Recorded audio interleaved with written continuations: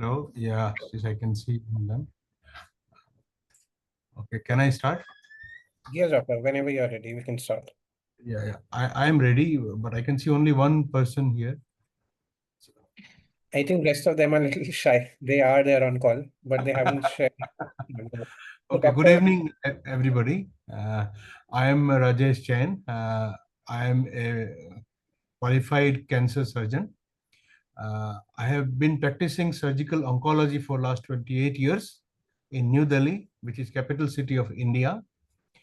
Presently, I'm working as Principal Director of Surgical Oncology at BLK-Max Hospital, New Delhi. I do all the cancer surgeries. Most of my work is centered around breast cancer, head and neck cancer, gynecological cancer, soft tissue cancer, and uro malignancies. And a few of the GI cancers also I do. So today we will be discussing about breast cancer management, how we manage early breast cancer. So first of all, I'll tell you how we diagnose a case of breast cancer. Early diagnosis is very important for cure. So whenever any patient comes with us with lump in her breast, so we do not ignore that lump breast. And the first question which comes in our mind, should we do a biopsy or FNAC first, or should we do any imaging first? The answer is very clear. Please note it down. We must always do imaging first. Because if you do FNAC, needle test, or a needle biopsy, that will create some small microhematoma inside the lesion, and that will alter the anatomy of the imaging. So imaging will not be that proper after biopsy or FNAC. So it's always better to do imaging first. The next question comes, what imaging should be done? Should we do a mammogram?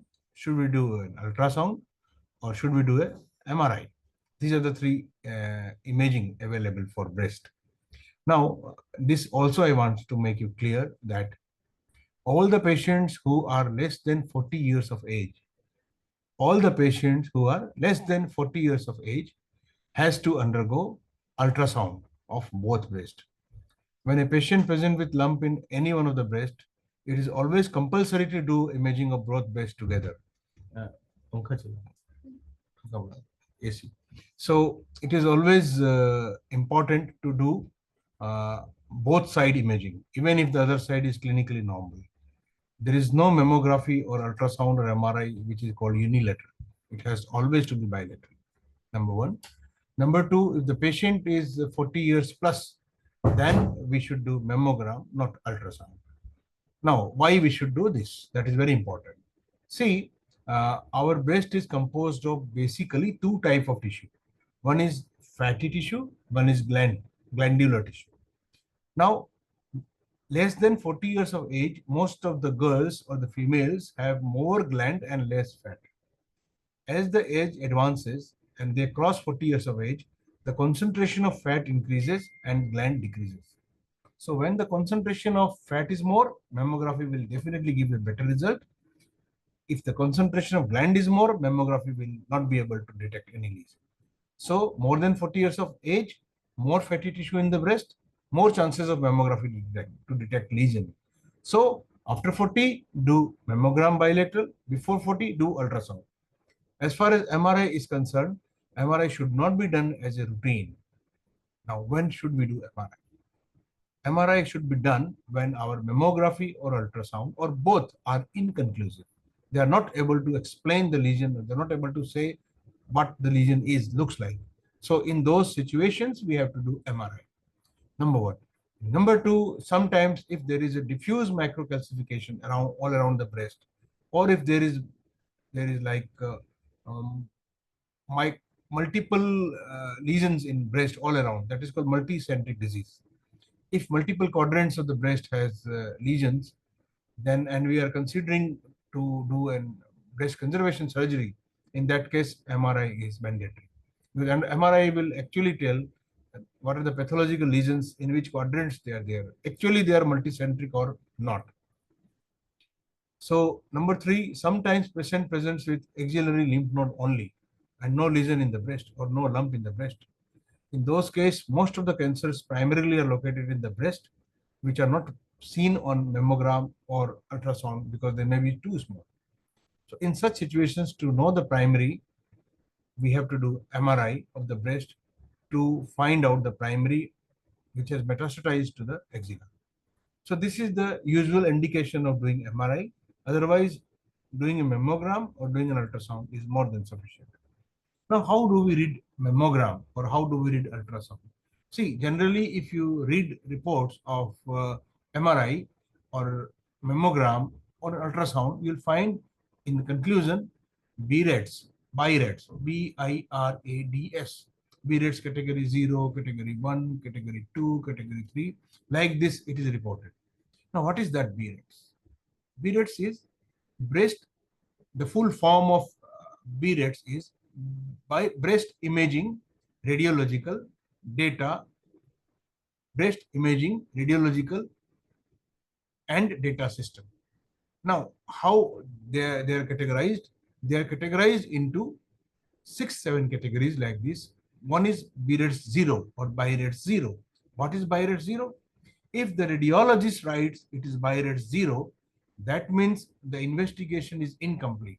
The investigation is not sufficient enough to tell the diagnosis or tell the character of the lesion.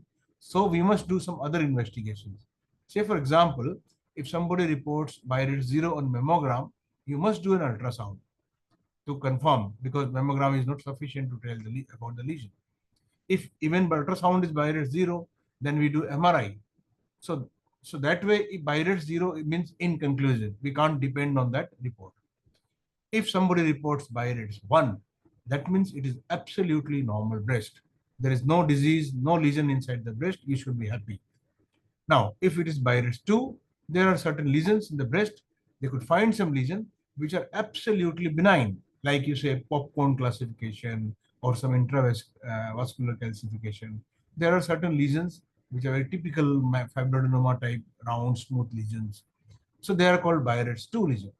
Now, BIRADS 2 lesions means there is an abnormality inside the mammogram or ultrasound, but these abnormalities are absolutely benign.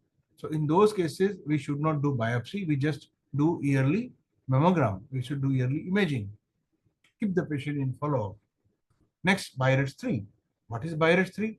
BIRADS 3 means there is certain lesion or certain changes which are seen in the mammogram or ultrasound, and these changes looks like benign, but still 2 to 3%, 4% chance is there that they can be malignant.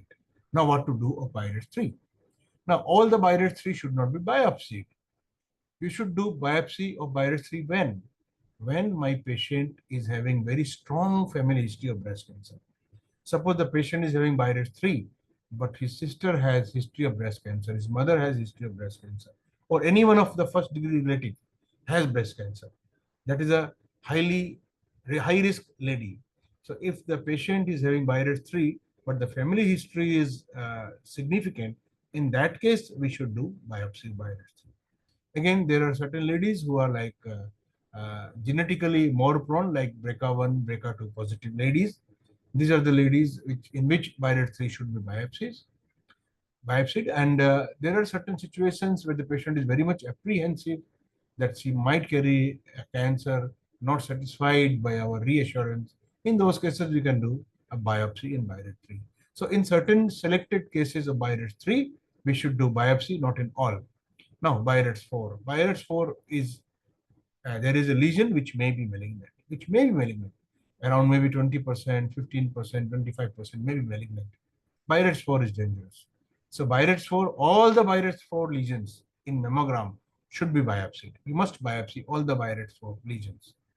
BIRADS 5 is most probably malignant. BIRADS 5 most probably malignant, must be biopsied, and BIRADS 6 is proven malignancy.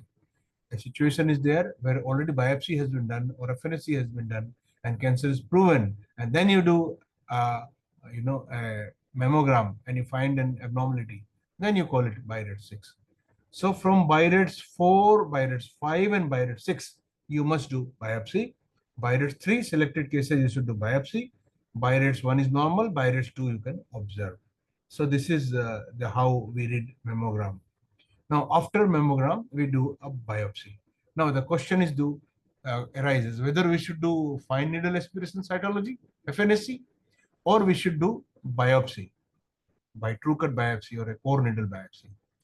Now, it is important always to do core needle biopsy or a true cut biopsy.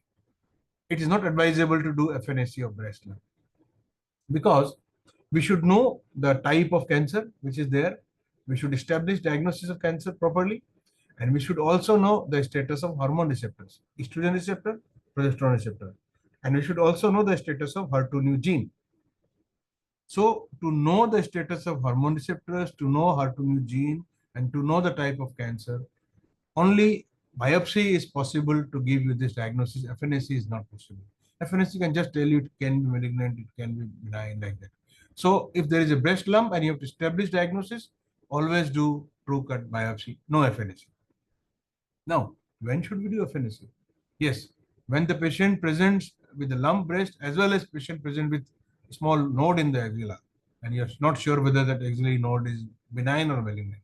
In that case, under ultrasound guidance, you can do FNSC of axillary node to prove that it is metastatic. Otherwise, primary breast lump, do biopsy. This is about. Now we have established the diagnosis by doing an ultrasound or a mammogram and a biopsy. Finally, establish diagnosis. Now question come, how do we stage it? We should know stage to plan the treatment. Now, in short, I can tell you what the stage is. Not technically correct, but for practical purposes, if there is a lump and which is 2 centimeter or less in size, generally we call it stage 1. Now, if there is a lump which is 2 centimeter or more in size, associated with some small lymph nodes in the axilla palpable, that is stage 2, just for practical purpose. But if the lump has got ulceration, it has got pudy orange appearance, or if skin is involved, if there is a wound, if there is a discharge, it's bad malignancy, big size tumor, we generally call it bulky nodes in the axilla, that is stage 3. And if we find the disease has spread to the liver or lungs or bones or any combination of these distant metastasis, so that is stage 4. So now to know the stage, what investigation is to be done? See, if the lesion is a small lesion, say T1 size lesion, say 2 centimeter or less size of lesion, and no lymph nodes palpable on axilla, and the patient is having a good health, this is a very looks like early breast cancer. In that case, there is no need to do a PET CT scan. Only a chest X-ray and doing an ultrasound of abdomen to look for liver metastasis or to look status of ovary. I have one question, I think, based on my information. In a lot of countries, PET CT scan machine is not available, right? So for Yes, to do that initial diagnosis, if you yes, can share with them some alternatives, like you were mentioning the length yes, of the yes, node, yes, yes. would help them refer the case to you. Yeah, yeah. So, if very early case, no lymph nodes palpable, the size of the lesion is small, just chest X-ray and ultrasound whole abdomen is sufficient to do staging. But if the size is more than 2 centimeter, or if actually nodes are palpable, you must also know the status of the bones other than lungs and liver. So to know the status of bone, you have to do a bone scan, a technetium bone scan, which is called radionuclear bone scan, which may not be available in many countries. But nowadays, we hardly do any bone scan because we have PET CT scan. So if you have like a lesion which is more than 2 centimeter, if a palpable axillary node or bulky disease, in that case, you have to do PET CT scan. If PET CT scan is not available, then it becomes difficult to do staging actually. You can try by doing a CT scan of the abdomen, CT scan of the chest, and skeletal survey, multiple X-rays of multiple bones. But that is not actually optimum. So in those situations, PET scan, if it is possible, do PET scan because in little advanced cases, or if the size of the lump is more, it is always advisable to do a PET CT scan. If your patient is comfortable, you are not able to do a PET scan, then you can very well refer the case to us. So we can do a good evaluation by doing a PET CT scan and do the needful. Now this is about the staging. Now, after staging, let us say, take an example of early breast cancer. We have found a disease which is say 2 centimeter, and clinically, radiologically, there is no lymph nodes palpable. In that case, and we go to the ER/PR HER2 status. Now, if ER/PR and HER2 status, like all three are negative, estrogen receptor is negative, progesterone receptor is negative, your HER2 gene is negative, that is called triple negative breast cancer. It's a very aggressive type of breast cancer. It is around 15 to 20% of cases. It's in short, is known as TNBC. Now, triple negative breast cancer treatment is generally started by doing neoadjuvant chemotherapy, even in early breast cancer. So that is the new recent advances. Very highly aggressive tumor and needs appropriate treatment at the earliest. So in triple negative breast cancer, most of the cases we start with neoadjuvant chemotherapy, like for around 4.5 to 5 months we give chemotherapy, and then we reassess the response, and then we do surgery, and finally radiation. Now, if it is not triple negative, say if it is estrogen progesterone receptor is positive and HER2 is negative, they are little low risk cases, and early breast cancer surgery is the mainstay of treatment, as always has been done. Now, for like surgery, when we do surgery, now the question comes: should we do breast conservation surgery, or should you do a mastectomy with axillary clearance? Should you do mastectomy with sentinel lymph node of the axilla? Should you do a lumpectomy with sentinel node? So this I want to make it crystal clear to you. Now, there are certain contraindications to do breast conservation. Like you cannot do just wide excision or lumpectomy in all cases. Suppose if the patient has multicentric disease. I told you multicentric disease. Multicentric disease means a disease which is located on more than one quadrant of the breast. It is in the upper outer quadrant also, in the upper inner quadrant also, maybe in other quadrants also. So that is multicentric disease. In multicentric disease, it is advisable to do mastectomy rather than doing conservation. That is number one. Number two, if the size of the breast is too small, if the size of the breast is too small, and if you do a wide excision of the lump, the remnant breast size, the remnant breast, natural breast is so small that it is meaningless to do conservation. In that case, I think it's better to do a mastectomy. A patient is having pregnancy, especially first trimester of pregnancy, there the patient is not suitable to go for radiotherapy. So it's better to do a mastectomy rather than doing a conservation. Because in breast conservation surgery, you have to give radiation. Radiation is mandatory. Post-operative radiation is mandatory if you conserve the breast. So if there is any contraindication for doing radiation, like pregnancy, or if the patient has very severe systemic lupus, SLE type disease, where radiation is not possible to be taken, or if the facility of radiation is not available. So this is situations where you cannot give radiation. So if you cannot give radiation, then better to do a mastectomy. So these are the situations where you will do mastectomy or where you do lumpectomy or a wide excision. Now, if you do a wide excision, you should have at least 1 centimeter margin all around, superior, inferior, medial, lateral, deep, skin area. So all the margins three-dimensionally should be at least 1 centimeter. This is what I personally feel. That is the best way. Some people say 5 millimeter is enough, but it's better to have a standard of 1 centimeter margin all around. That will give a good local control. Now, after mastectomy or a wide excision of the lump, regarding axilla. Now, axilla, if the axillary lymph nodes are not palpable, they are N0, not seen in axillary exploration, you can do sentinel lymph node biopsy, or you can do a axillary dissection, depending on your facility available. If you are trained to do a sentinel lymph node biopsy, it is always better to do a sentinel lymph node biopsy. What is sentinel lymph node biopsy? We inject, say, methylene blue, or we inject radiopharmaceutical, or we inject your certain dyes, ICG, like indocyanine green, periareolar, and then we take the camera to the axilla, and we see in, say, in blue dye or methylene blue, you see 2-3 blue nodes are there in axilla. They are sentinel nodes. You take out those nodes. Or if you do indocyanine ICG, then using an open ICG camera in the axilla, you find glowing nodes, around 2, 3, 4 nodes are seen. So you take out those nodes. So similarly, if you use radiopharmaceuticals, you should use an open radio gamma camera.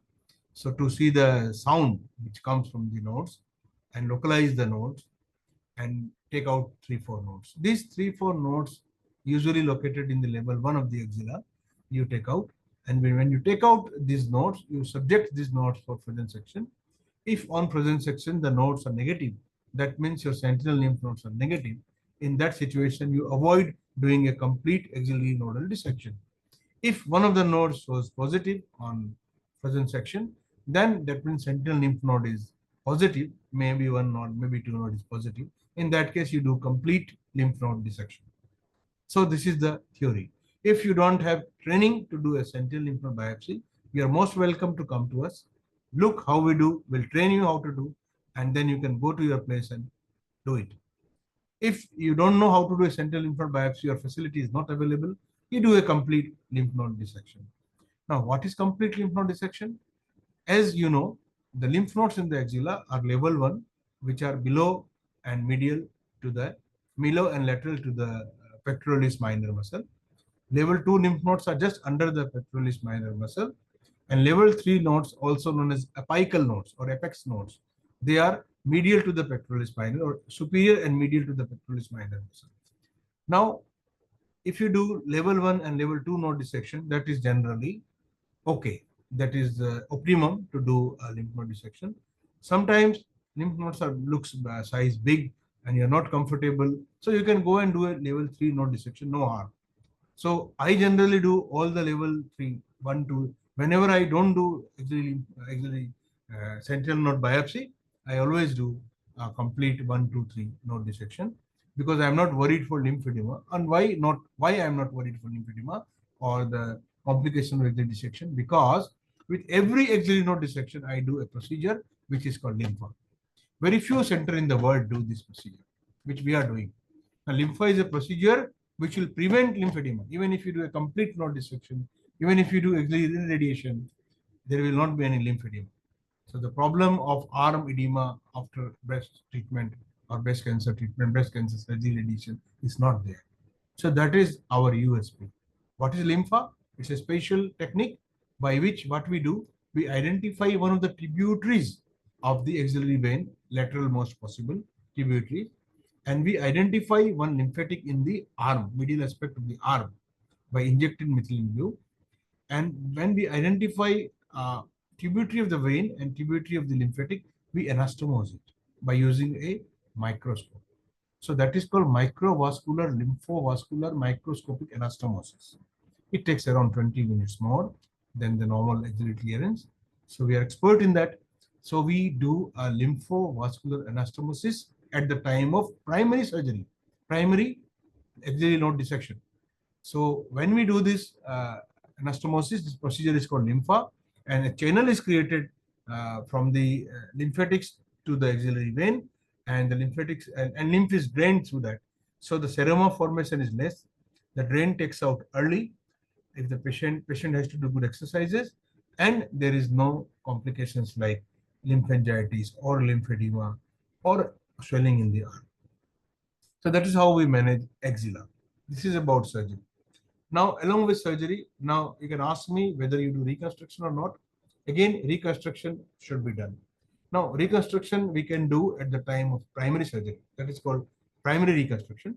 Or reconstruction can be done at a later date after finishing chemotherapy and radiotherapy, target therapy, after all the treatment is done. So it's your wish. You can discuss with the patient that you want to whether they want a reconstruction at the time of primary surgery.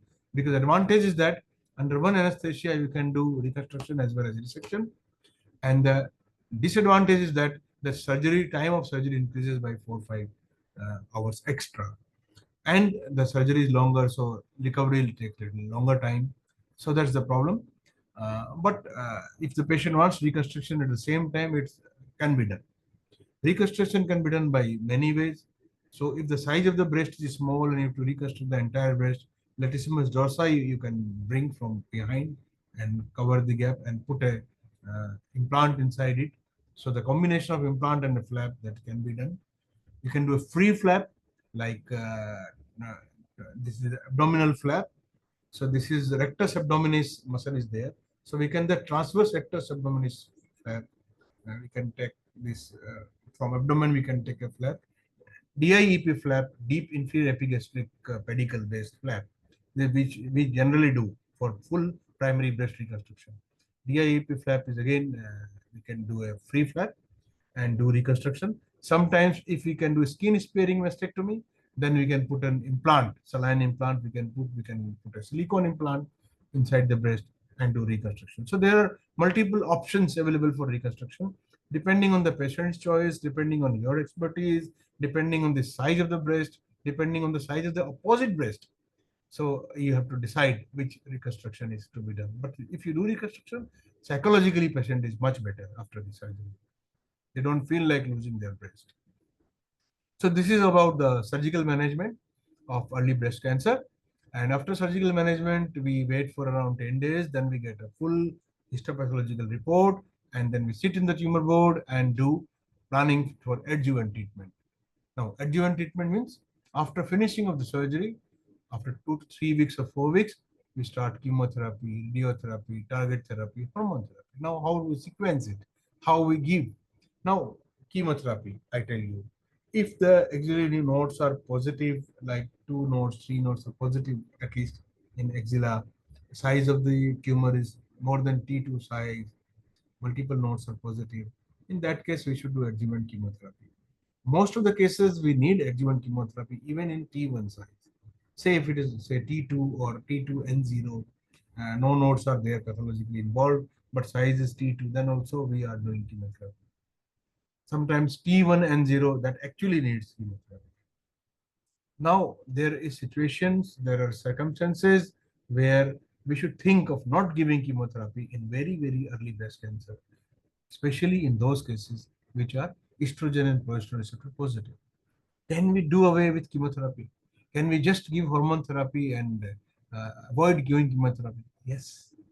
Yes, we can select some patients where we can avoid giving chemotherapy in hormone receptor positive. If ERPR is positive, if HER2 is negative, and the size of the tumor is say T1 or T2. So in those situations where the very, very early breast cancer and highly positive hormone status, in that case, we can avoid chemotherapy. But how we avoid? We have to do certain tests. We have to do certain risk stratification test. Like Oncotype DX is one test, MemmaPrint is one test, EndoPredict is one test, and CanAssist is one test. CanAssist is one test which can be done to do to assess the risk. Now, by doing this test, we identify the patients who are at high risk or patients who are at low risk. In my practice of last 28 years, like last 7 8 years, I've been doing these tests, and these highly positive hormone patients, HER2 negative and ERPR are strongly positive patients. After doing these tests like CanAssist or say Oncotype DX, around 50 to 60% of patients I've avoided giving chemotherapy, adjuvant chemotherapy. So this you should keep in mind that you have to identify the patients where you can avoid giving adjuvant chemotherapy. If the hormone receptor is positive ERPR, you have to give hormone therapy. Now, which hormone therapy? There are tablets to be given for 10 years. Now, if the patient is premenopausal, mostly we give tamoxifen, 20 milligram tablet per day. If the patient is postmenopausal, we can give tamoxifen or we can give aromatase inhibitors. Aromatase inhibitors means there is a drug called anastrozole, letrozole. So these are the drugs which are aromatase inhibitors, which we can give as hormone therapy. The problem of aromatase inhibitors is that the patient must be postmenopausal.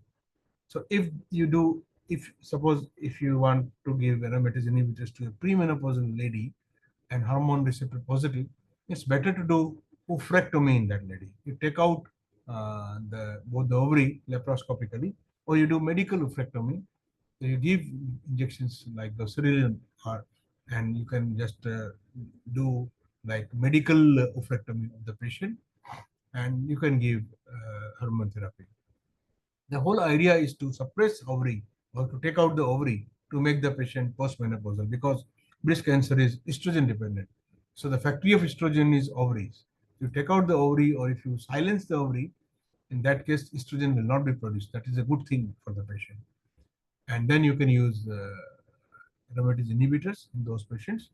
Generally, hormone therapy is given for 10 years. Regarding radiation, all the patients need not get adjuvant radiation. The patients who are candidates for radiation is number one. All the patients who has undergone breast conservation surgery, they are the candidates of radiotherapy. Number two, the patients who have undergone mastectomy, but one of the margins is positive. When the margin is positive, then you have to give radiation or resurgery to make it negative margin or radiation. That's another point.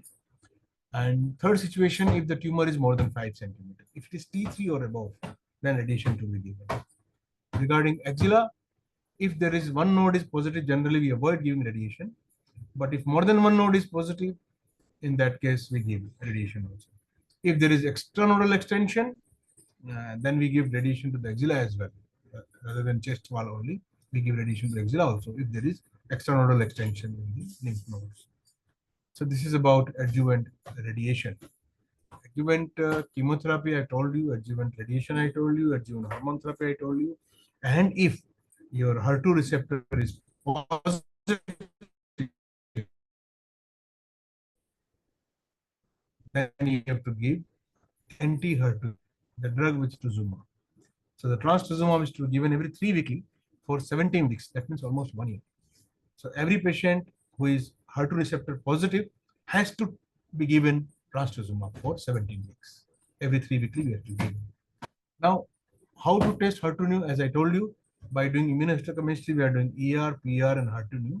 Sometimes IHC or immunohistochemistry is not possible to tell about the status of HER2/neu. Sometimes they call it is equivocal, so they can't say whether it is positive or negative. In that case, we must do a test which is called FISH test, fluorescent in situ hybridization test. Now, by doing FISH test, we can confirm whether we should. By doing FISH test, we should confirm whether the HER2 receptor is positive or negative. HER2 receptor positive means patient has to get trastuzumab, number one, and number two, it is a high risk patient. Any positivity of HER2/neu in the case makes it high risk patient. So this is all about management of early breast cancer, regarding surgery, radiation, chemo, hormone, target therapy, and I'm sure I was very practical and to the point. Uh, if there is any question, I'll welcome Dhruvji. Yeah. Yes, doctor. So, doctor, there's a question by a doctor. He hasn't mentioned his name. I think it's his device name. His question is it possible to start chemotherapy here in their home country before sending a patient to you for further evaluation and management? So, I think his question is when do they need to like go for a chemotherapy or a medicinal oncology part versus surgical oncology part? See, I told you that that chemotherapy to start with is called neoadjuvant chemotherapy. So in early breast cancer, neoadjuvant chemotherapy is to be given, number one, if it is a triple negative breast cancer. Number two, if the breast cancer is locally advanced, not early breast cancer. What is locally advanced? If it is more than T3 size on presentation, more than 5 centimeter, or if there is ulceration, if there is pudor, if there is satellite nodules, big size lesions you can see on the skin, bulky axillary nodes, or if supraclavicular node is palpable. So these are called locally advanced breast cancer.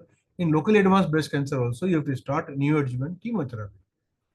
But in locally advanced breast cancer, you need surgery after giving around 4.5 months of chemotherapy. And of course, in advanced or metastatic breast cancer, treatment is only systemic treatment. So you have to give chemotherapy only or hormone therapy only, no surgery. But once here is there is a situation which is called oligomets. You must be knowing what is oligomets. Oligomets means one or two small metastases in the bone, or a single small metastasis in the lung, or a single metastasis small in the liver. So these are called small distant metastases, also technically known as oligomets. So all the oligomets we treat it as locally advanced cancer, do neoadjuvant chemotherapy followed by surgery and then radiation. So your question is very good, and the answer is very simple.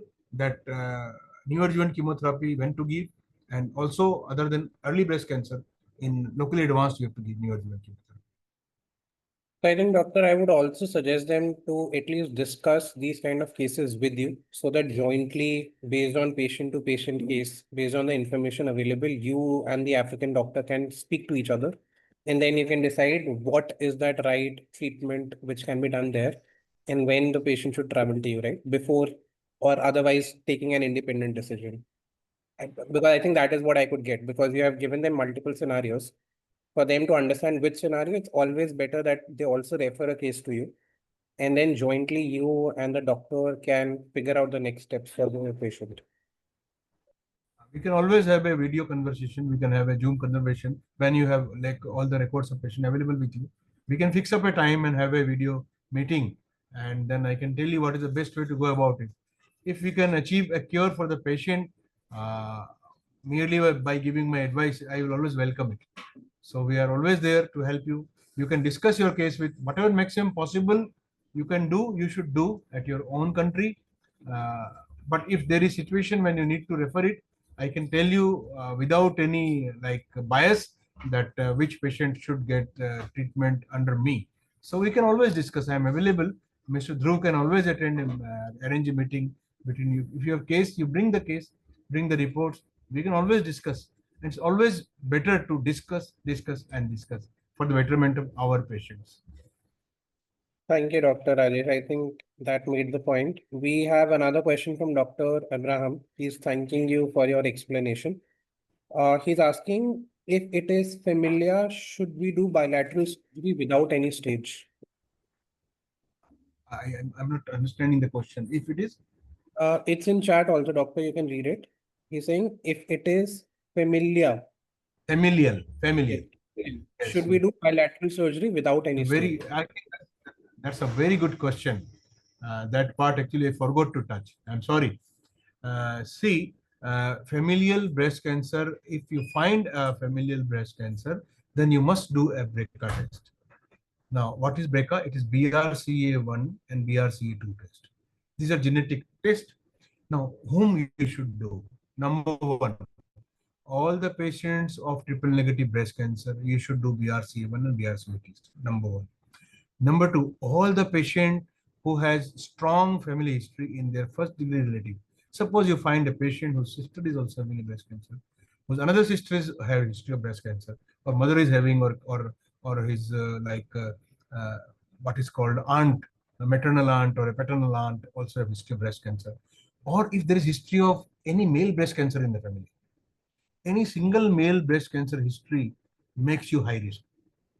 So very strong family history, triple negative breast cancer, and a history of male breast cancer in your family. This makes you highly susceptible. These are the indications of doing BRCA test.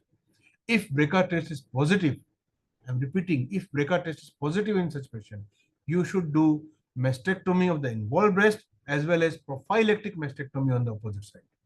So you should do bilateral mastectomy if these tests are positive. If BRCA test is not possible to be done at your place, we can do it for you. So BRCA test to be done in selected cases, as I've told, if they are positive, and do bilateral mastectomy. Good question. I hope that answers your question, Dr. Abraham. If not, you can unmute yourself and ask. Any other questions, doctor? You said thank you. Yes, it answers his question. Uh, Doctor, any other questions for you? This is the right time for you to unmute yourself and interact with Dr. Rajesh. Any question, Dr. Brian? Dr. Brian is a gynecologist in Zambia. Uh, any questions from your end, Dr. Brian? Any questions, Dr. Cornelius? Any questions, Dr. William? Dr. William Gardiner is from Zimbabwe. Any question, Dr. Abebe? I think he's just thanking you for a nice session. I am absolutely accessible. You can call me. Dhruv can share my number. Through Dhruv, you can contact me. We'll say fix up a time when I am free, maybe at night or any time whenever I am free. We can discuss all your cases. Actually, I'm basically an academic person and a good clinician. So I like to interact with people and understand their query. And I'm always there to help you. And if you wish to come to India, to see our cases or to learn our cases, to have oncosurgery training for maybe 3 weeks, 4 weeks, you are most welcome. I'll personally arrange for your stay and training, I assure you. And I look like to visit your place to do OPDs, to see patients at your place. And definitely, I always feel like going to new places, meet new people, make new friends, and and all of you are my friends from today. So I welcome you all and thank you all for so patience hearing, and you listened me and made me a friend. So good, and thank you very much, friends. Thank you, Dr. Rajesh, for offering your help to at least give them some confidence that they can discuss their cases with you as an academy or as a fellow doctor also.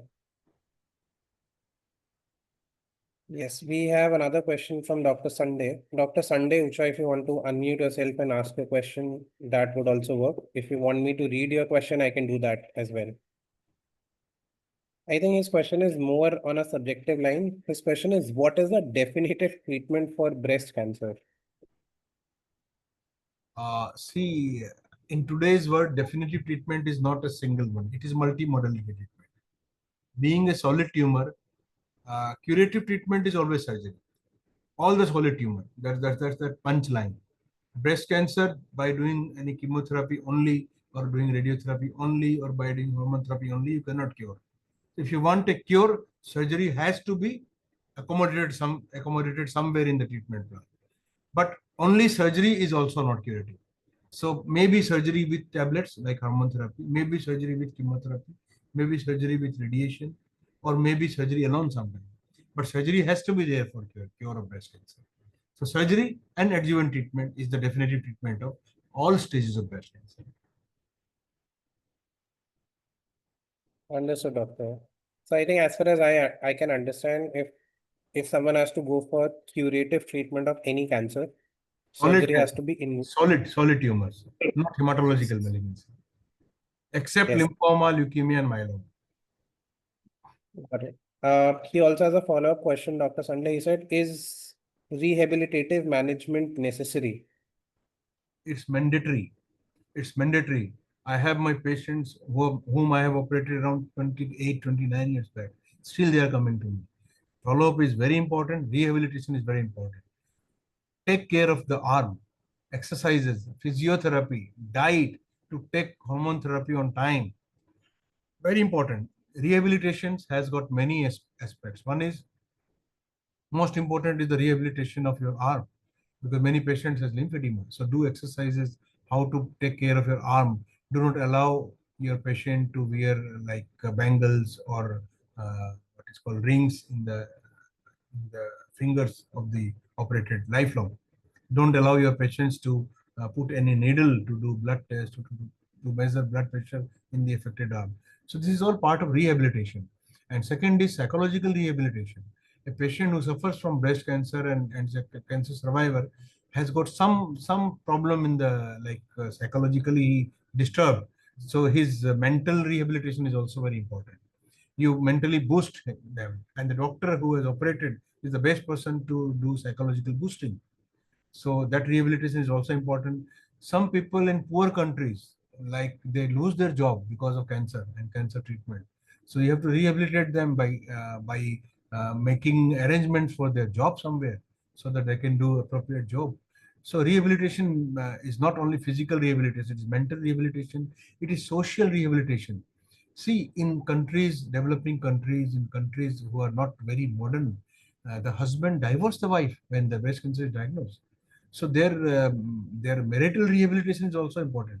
So rehabilitation itself is a very big chapter. It's a very big thing.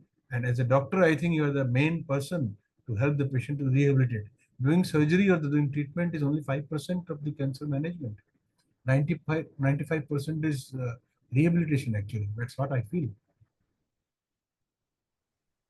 I hope he answers your question, Dr. Sunday. We have another question.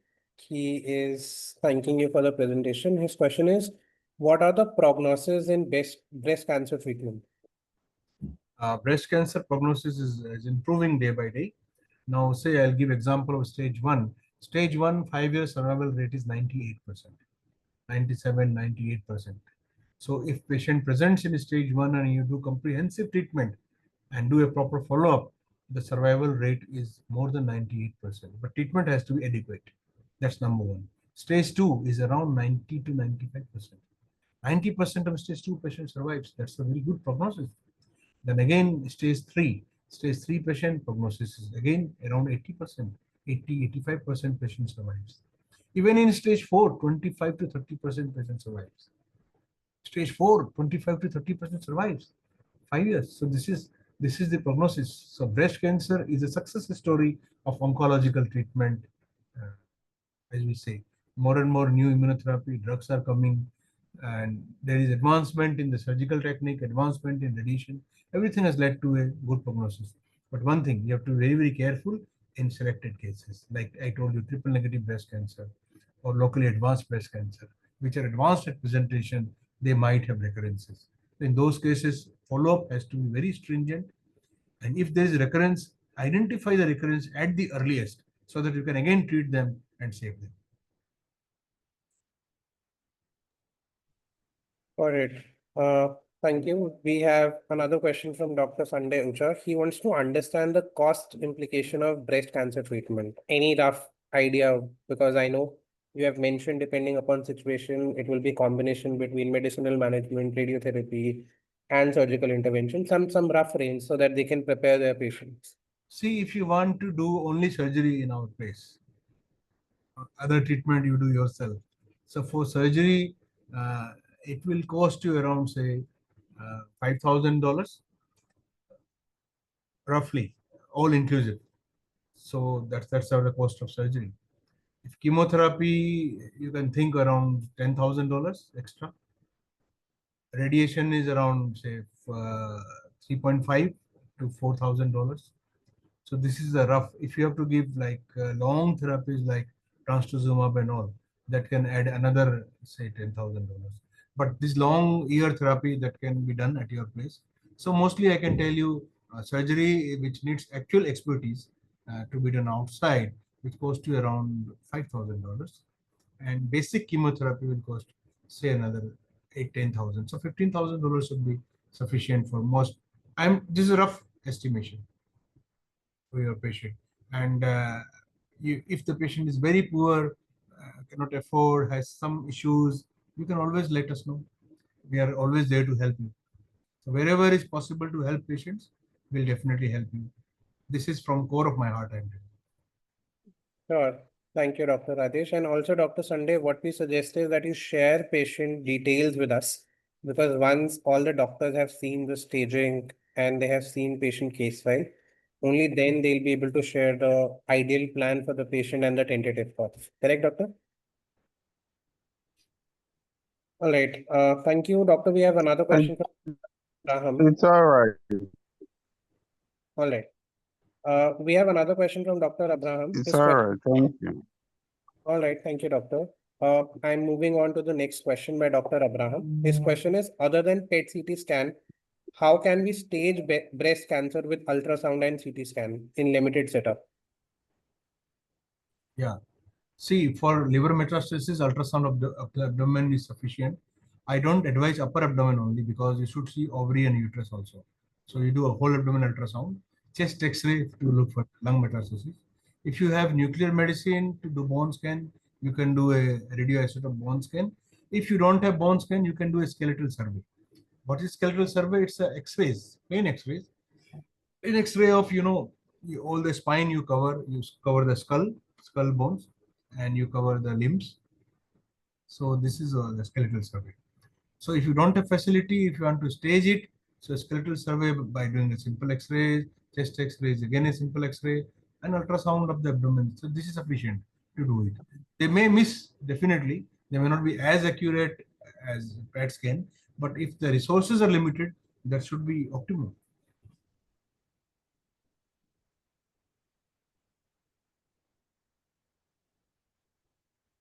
All right, I hope it answers your question, Dr. Abraham.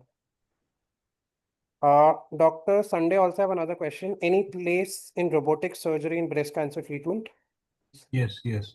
Nowadays, robotic mastectomy is coming up, and robotic axillary clearance is coming up. We have also started doing it, but numbers are very limited. This is robot assisted, breast surgeries are there. Very few cases have been started.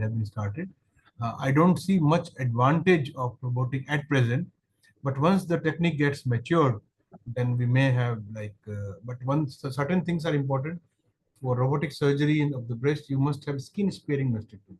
Lot of skin has to be spared while taking out the breast, so that from the axilla you go inside, there is no scar seen on the chest wall anteriorly. So you from axilla you go inside, take out the breast, uh, spare the skin, and with the same instrument you go and do axillary clearance. So the technique is not very much common, not very much available. A lot of experience is required to make it standard of care. It is not standard of care, but yes, we have also done one, two cases, not more. We just started doing it. So maybe 3 months or 4 months later, we can tell you more about this. But yes, robot is there in breast cancer.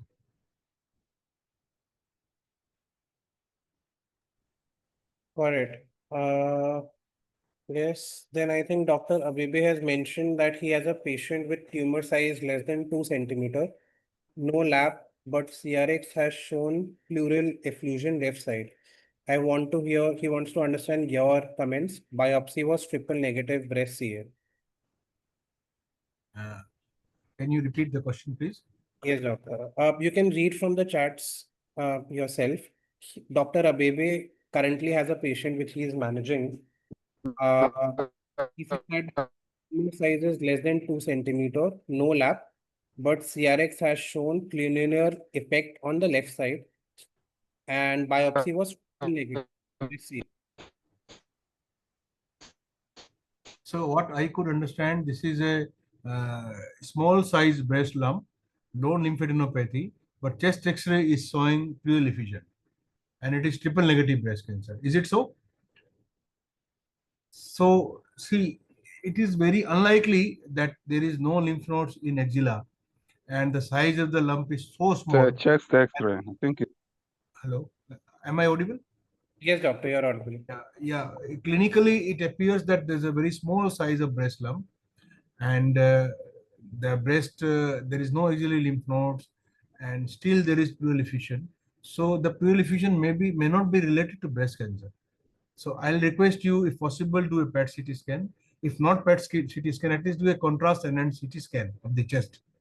That will tell you whether there is any associated lung metastasis or not with pleural effusion. And you should always take out fluid of the pleural fluid to establish whether it is tubercular or anything else rather than malignancy. Because such a small primary and no axillary lymph node, it is unlikely that it will be mets. So you must establish uh, the cause of effusion. It may not be metastasis. It may be tubercular. It may be something else.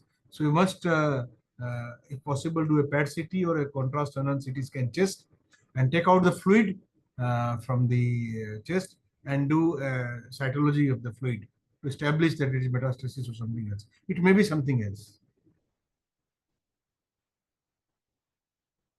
That's it. I agree with you. All right. Does it answer your question, Dr. Abebe? And I think you should also share patient details and case file with Dr. Rajesh so that he can also view some test results. And then he can share the most definitive plan with you if the patient is interested to continue the treatment here in India itself. All right. We have another question from Dr. Solomon. He's saying, thank you for the presentation. Can a pre-pneumo-plausible patient commence tamoxifen before or after the surgery? He's asking for a young unmarried woman with ductile carcinoma in sweet stage 2 or 3, well localized, unilateral mobile lump. Which surgery is advisable? Breast conservative surgery or modified radical mastectomy? Yeah. See, this is early breast cancer. Young patient, you should do a BCS, breast conservation surgery. Should not do mastectomy such a young lady, and the lesion is very small, so you can just do a wide excision and do a lymph node dissection. If not sentinel, at least you can do lymph node dissection and conservation, number one. And post-operatively, you subject your specimen to histopathology. And if your histopathology says in the main specimen, if ER/PR is positive, tamoxifen can be started. And if there is indication of chemotherapy, you can give chemotherapy also. But before surgery to start tamoxifen is not a good idea.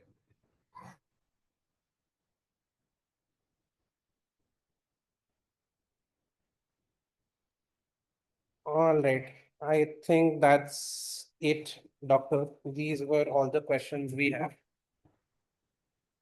So I would like to thank everyone and especially you, Dr. Rajesh, for taking out time on a Sunday evening here in India. This is peak 6, 7 o'clock, while for most of the people in Africa, it's afternoon. So thank you, Doctor, for your time. And I think the message was loud and clear. A lot of things are possible here in India and jointly between Indian doctors and the African doctors.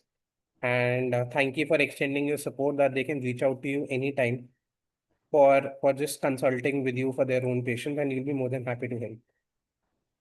Thank you. All Thank right, you. everyone. We'll see you again next week with a new masterclass topic. And thank you, Dr. Rajesh, for picking out the time today. Okay. Thank you.